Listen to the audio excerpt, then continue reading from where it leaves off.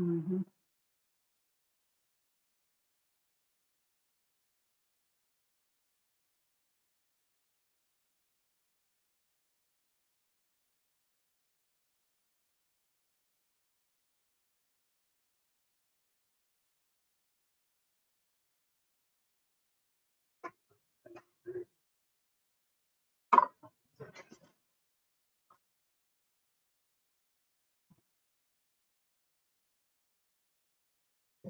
Hmm? They can hear you.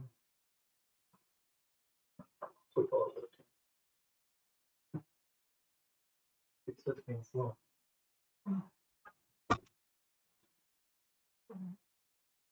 Dun, dun, dun. Oh, really? I can work. Oh. Oh.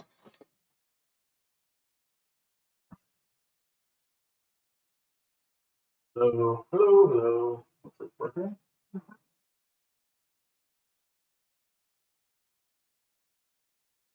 That's Facebook not connected. What's going on?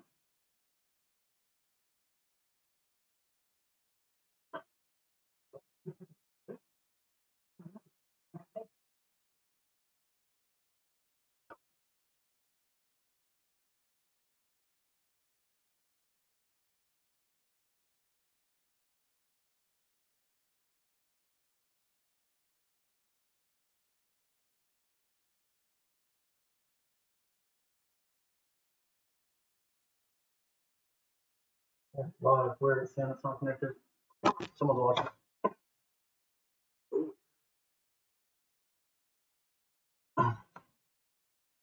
Hello, Robert Nixon here with Tanya Nixon. We're gonna sides it on talk about real estate investing, and I think Tanya's got some questions.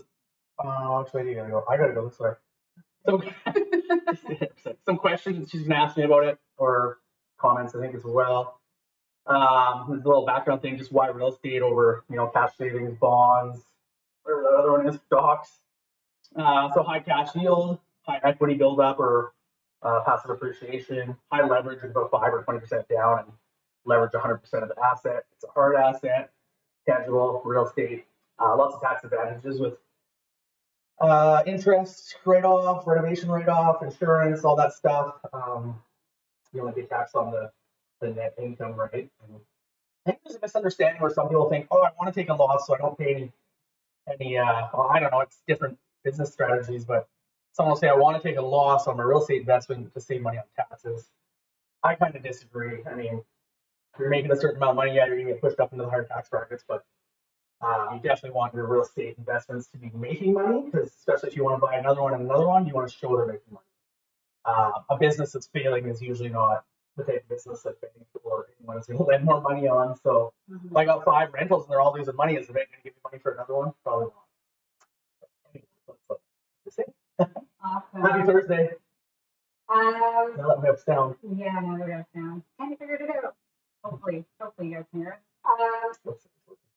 Anyway, so my questions are more probably for someone that's just starting out in real estate investing, because I'm curious to get started. And I figured Robert would be the perfect man to answer these questions for us. So, how can someone get started in real estate investing? Well, how did you get started in it? That's a good question. I think a lot of people get started by accident. I don't know. I got started, I'd say, by accident. It was probably like buying my first house was probably the best worst thing that ever happened. Laid off 6 months later, it didn't work forever. I ended up renting my house out, and that's how I started a real estate investment. Rented the house out, went to Fort Mac to find work. I wouldn't, it was a tough time for me, I think, and I wouldn't say that's the best way to do it, but I still own that house. There's good equity in it. I have good tenants in it, so I think it's been worth the stress. But I don't think that's the best way to get started. I hear people buying the principal residence and then maybe moving for work for the next town and renting it out, maybe in different circumstances than mine. But I think if you really want to get started, probably the best place is to make use of work. Take a course, There's a few good Canadian real estate investing companies and courses out there that do training. Get in with one of them, spend a couple $100 for a little refresher course to see if it's something you want to do, and maybe you have enough knowledge on the financial part of a business or running numbers that you can just go ahead and do it yourself, or maybe you join one of their programs and get coaching or something. I don't know, ask questions, find someone that's doing it that you know that is successful at it, just like anything, and copy them or ask for advice. So I don't think there's any perfect way to get started in it. I think it's something that a lot of the time just falls into people's laps.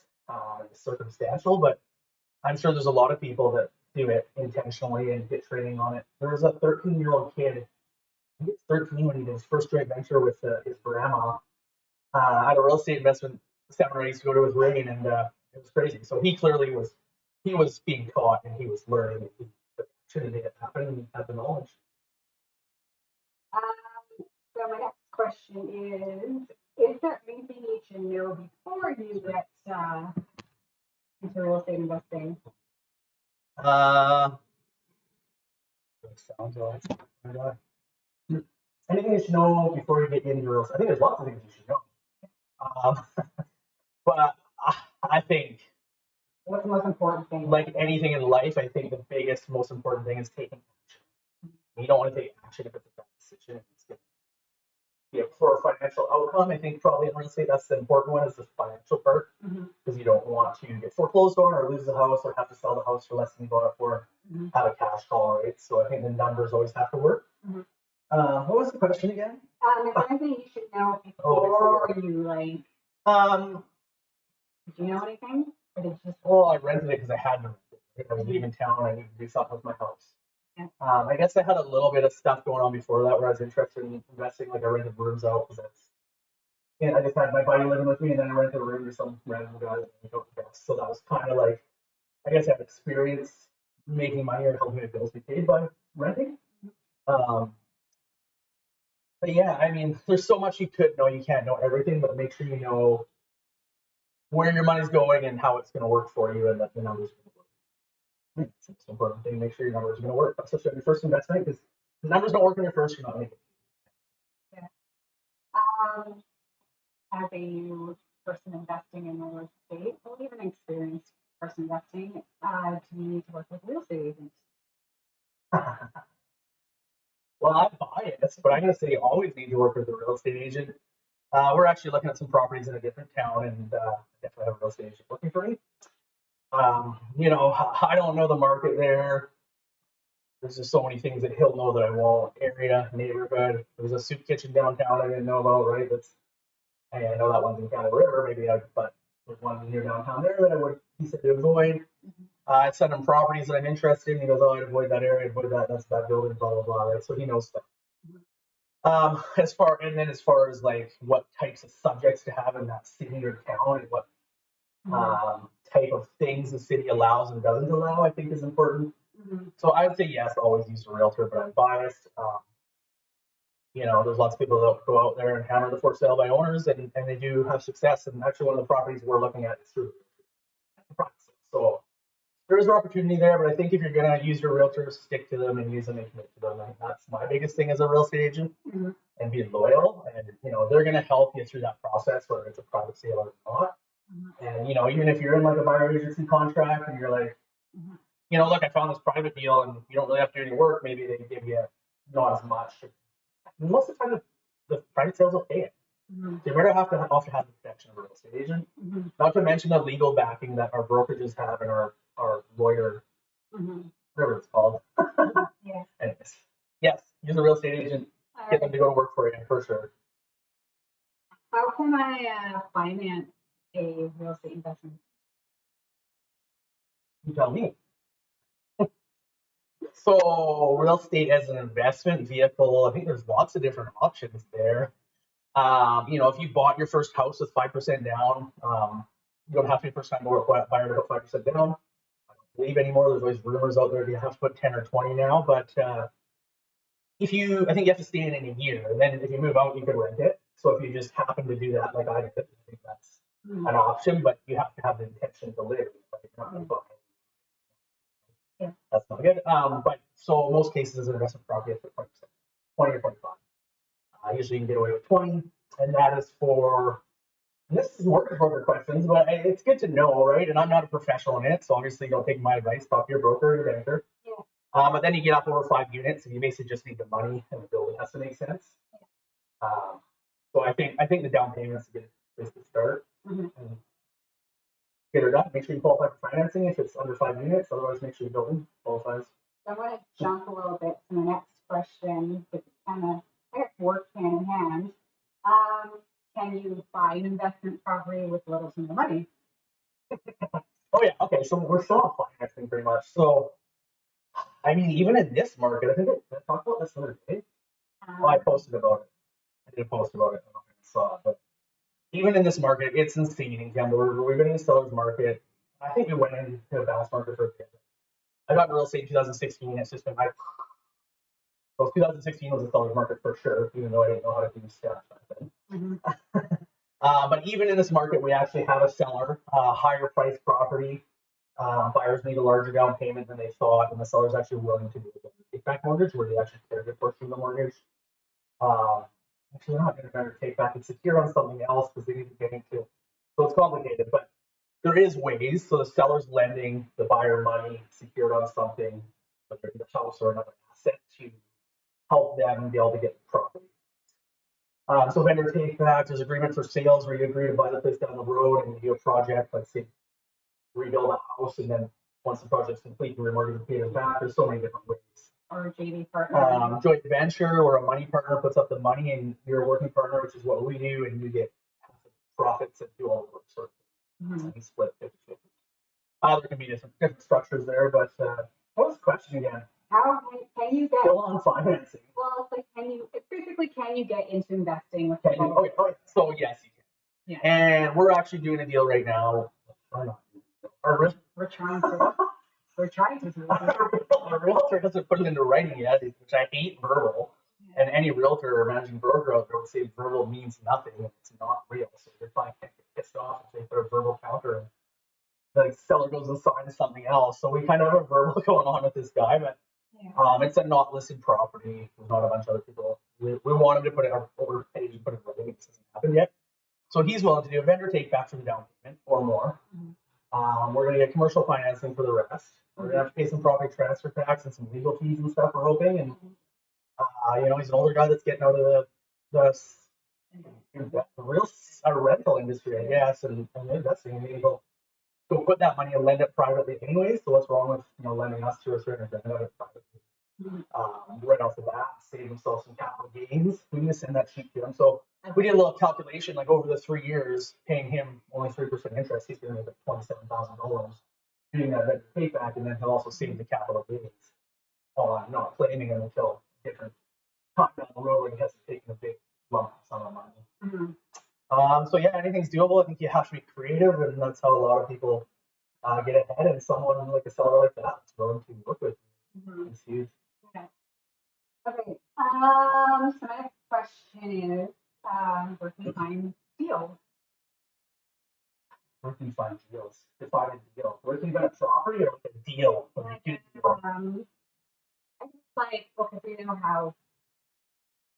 Well, I guess it depends on like what kind of investor you are, because like an investor might come to Canada and be like, oh, $500,000 is an awesome deal.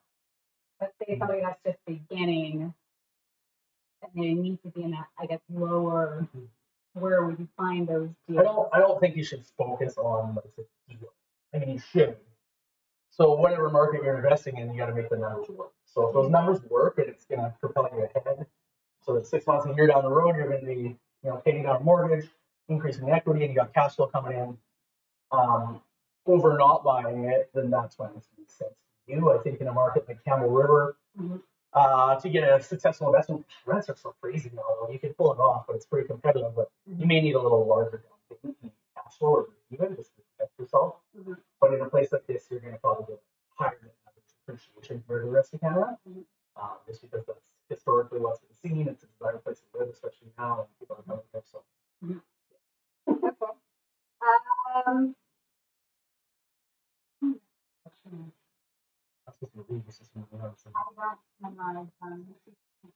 Look at that building there. I want a building like that, some mixed use, commercial underneath, and a bunch of good office space. Okay, well, that kind of leads to my next question then. How do you figure out if a potential investment property is profitable? Run the numbers. Make sure you have all your expenses, your mortgage payments, everything, insurance, property taxes, vacancy allowance, maintenance allowance, what work needs to be done right away for initial improvements, and just run your numbers. There's definitely ways to do it. If you have a realtor that is working with you, he should be able to help you run numbers. And maybe put it in a worksheet to show it to you, and maybe you have a certain amount of ROI, maybe it's 10%, maybe it's 20%, maybe it's 30%. And it doesn't mean your criteria. You don't you don't buy it, I guess, but yeah. That's a good question. The pop cabinet, turn me off.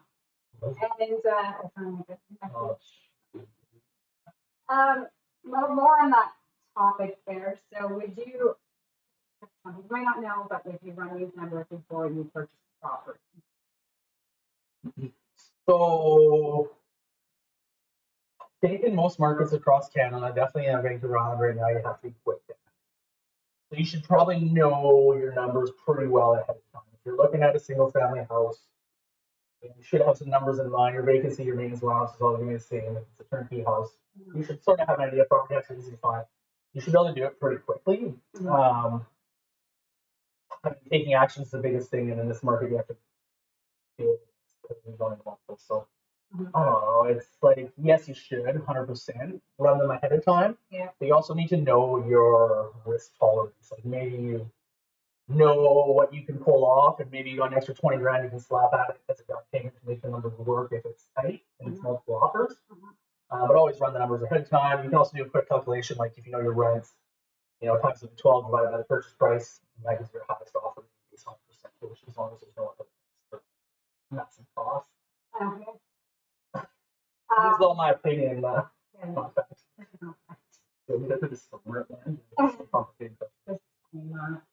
Disclaimer, these are just Robert's opinions. Anyway, I guess your opinion, is there a certain type of real estate you should invest in? I think there's tons of different types of real estate you should invest in. I think it's just what one are you willing to become familiar with and potentially a professional at. I mean, I think that's important, but maybe not so important because maybe if the right deal comes your way, you can change that a little bit. But condos, because they're lower priced in this market still, and you can afford it to get into the market and stay local. A lot of the times they say if you can't drive there within a couple hours, you shouldn't be investing there, especially if you're new, but maybe you're comfortable investing across the country like us, but it is a little harder. You have to get people and be able to communicate clearly. Get on topic. What was it? Certain type of real estate. Yeah, there's just so many. Are you doing furnished rentals? We have a furnished rental short term, which is amazing. I'd love to do more of those. I love for furnished rentals. Maybe it's just not quite feasible. So definitely know maybe a certain set amount of products you're going to invest in, types of rentals, and know them well and be able to take action on more than one. But it's good to have a niche, whether it's furnished rentals. It's not like rent to own maybe in Canada would do good, but it's a tough one. I don't really quite understand it myself, but there is opportunity. Yeah, for sure. And people always ask me about it. I always see posts on like how rent to own, rent to things on Facebook. But I don't know what these people understand about rent to own, but you still have to have a down payment, still have the ability to build your credit and buy a boat down the road. You're not just paying rent to take over my house at a lower price. It's going to be 5 years from now. This is my last question for you. If you invest locally or sort of answer that. I think or at a province / country. I think that is where you should invest is all within your tolerance and your knowledge, right? And who you have working for you, training you, maybe coaching you. They say for new investors, within a couple hours, someone you can drive. Probably invest anywhere on Vancouver Island, and you can drive there pretty easily, and you can make it work. But I mean, there's tons of Canadians investing in the States and stuff, and there's tons of Canadians that have done quite well in the States because of certain things going on there and stuff that it can be really rewarding as far as I know. I'm not experiencing it, but definitely across country, across Canada. My first house I ever bought is in Fort St. John, and it's still there. And, I unfortunately had poor property management and I fired them. Mhm. And I do it myself now. I have a friend that goes through it once in a while, and I just make sure I screen my files. That's really important. So, have a good property manager and manage them wherever it is. Any kind of luck? No, you do. You want to tell us about investing? Um, What has Tanya learned in the last 6 months about investing? I don't know. I've learned that running numbers is important. Just because it looks good doesn't mean that you get distracted with all the sparkly, shiny stuff. You should really sit down and actually like. What if it looks really bad? Like, Well, that doesn't mean you should be deterred from it if it's really bad, but.